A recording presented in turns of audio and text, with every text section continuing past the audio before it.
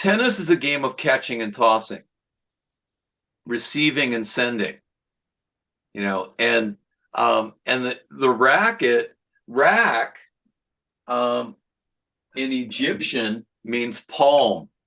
So, so sometimes people think of the racket as being like a bat, right? So, for cricketers, right, you have the cricket bat. For the US, we have the baseball bat. And so people sometimes think of the racket as being something that you're going to apply force to the ball to make it go over.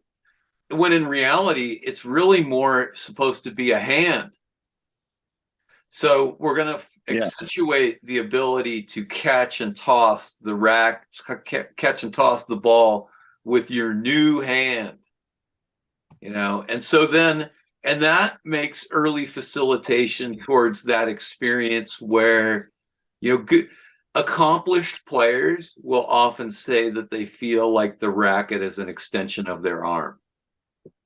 I think unfortunately there are too many coaches out there that make it more difficult rather than easier for players to experience the racket being an extension of someone's arm. So we're going to do a lot of ball possession things, and we're going to focus more on possessing the ball than sending the ball.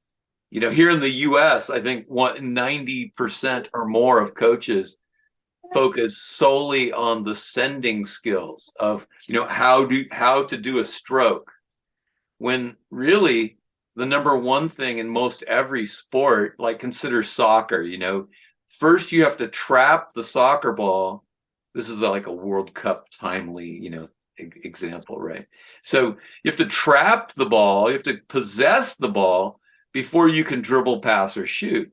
Same thing with basketball, right? You have to possess the ball before you dribble, pass, or shoot.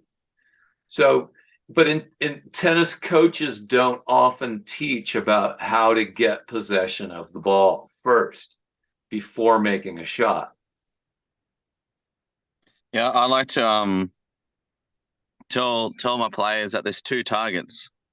One's the contact, and that takes more work because that's also when you really got to zone in your focus. But also, if you're not self-feeding and you're actually rallying or playing a point, you got to get into position, which is a lot harder.